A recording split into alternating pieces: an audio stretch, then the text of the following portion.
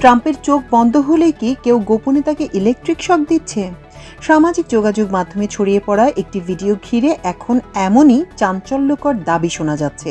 ভিডিওতে দেখা যায় ওভাল অফিসে ট্রাম্পের ঠিক পেছনে দাঁড়িয়ে আছেন এক নারী, আর ট্রাম্প যখনই ঝিমিয়ে পড়ছেন বলে মনে হচ্ছে তখনই ওই নারী নিজের পেটের কাছে হাত দিচ্ছেন। ব্যাস, এখান থেকেই শুরু দ্য জ্যাপার নামে এক রহস্যময়ী কর্মীর গল্প।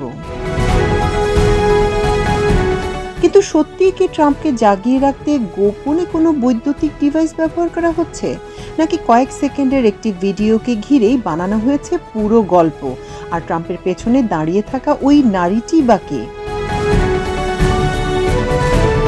ঘটনার সূত্রপাত 10ই আগস্ট একটি ওভাল অফিসের অনুষ্ঠানকে ঘিরে। সরাসরি সম্প্রচারিত ওই অনুষ্ঠানের কিছু ভিডিও সামাজিক যোগাযোগ মাধ্যমে ছড়িয়ে পড়ে। ভিডিওতে ডোনাল্ড ট্রাম্পকে কয়েকবার চোখ বন্ধ করতে এবং ঝিমিয়ে পড়তে দেখা যায় বলে দাবি করা হয়। এরপরই শুরু হয় আলোচনা। সামাজিক যোগাযোগ মাধ্যমে কেউ মজা করে ট্রাম্প সম্পর্কে স্লিপি ট্রাম্প শব্দযুগল ব্যবহার করেন। এর পেছনে রয়েছে রাজনৈতিক একটি পুরনো প্রেক্ষাপট।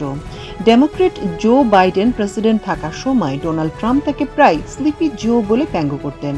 বাইডেনের বয়স এবং জনসমক্ষে তার আচরণ নিয়েও ট্রাম্প একাধিকবার প্রশ্ন তুলেছিলেন। কিন্তু সময় বদলেছে।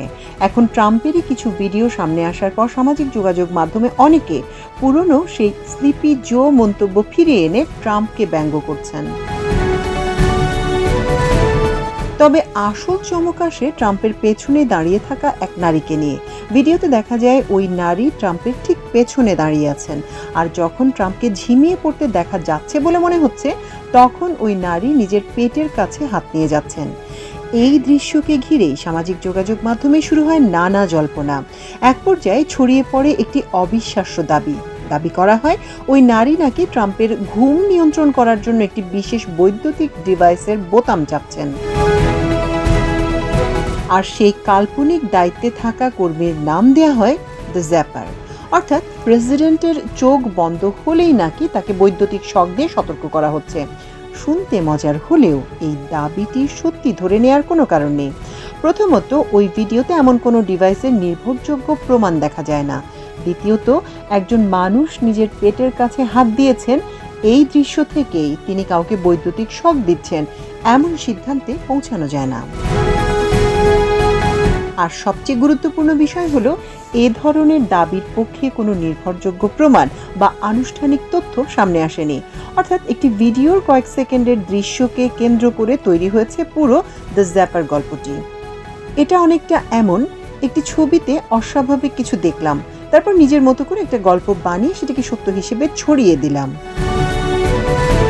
সামাজিক যোগাযোগ মাধ্যমে এমন ঘটনা অবশ্য নতুন নয়। কোনো ভিডিওর একটি অংশ, কোনো ব্যক্তির অঙ্গভঙ্গি কিংবা কয়েক সেকেন্ডের দৃশ্যকে ভুলভাবে ব্যাখ্যা করে মুহূর্তের মধ্যে তৈরি হয়ে যেতে পারে একটি সম্পূর্ণ ভুয়া গল্প। প্রতিবেদনটিতে ট্রাম্পের পেছনে দাঁড়িয়ে থাকা ওই নারীকে জেমি লি ফ্র্যাঙ্কলিন নামে পরিচয় করানো হয়েছে। তাকে রক্ষণশীল গণমাধ্যম উদ্যোক্তা হিসেবেও বর্ণনা করা হয়েছে। তবে এখানে একটি বিষয় মনে রাখা গুরুত্বপূর্ণ। প্রতিবেদনে তার পরিচয়, বয়স এবং সংশ্লিষ্ট প্রতিষ্ঠানের বিষয়ে যে তথ্য দেওয়া হয়েছে সেগুলো আলাদাভাবে যাচাই করা প্রয়োজন। কারণ একটি প্রতিবেদনে কোনো তথ্য প্রকাশিত হলেই সেটি স্বয়ংক্রিয়ভাবে সত্য প্রমাণিত হয় না, বিশেষ করে যখন সেই তথ্যের সঙ্গে সামাজিক যোগাযোগ মাধ্যমের ভাইরাল দাবি জড়িয়ে থাকে। তাহলে প্রশ্ন হলো, ডোনাল্ড ট্রাম্প ঘুমিয়ে পড়লে তাকে বৈদ্যুতিক শক দিয়ে জাগানোর জন্য সত্যিই কি দ্য জ্যাপার নামে কাউকে নিয়োগ দেওয়া হয়েছে? উত্তর হলো, এমন দাবির পক্ষে এখন পর্যন্ত নির্ভরযোগ্য কোনো প্রমাণ নেই। যা দেখা যাচ্ছে তা হলো ট্রাম্পের ঝিমিয়ে পড়ার দৃশ্যকে কেন্দ্র করে সামাজিক যোগাযোগ মাধ্যমে তৈরি হওয়া ব্যঙ্গ, অনুমান এবং একটি চমকপ্রদ ষড়যন্ত্র তত্ত্ব।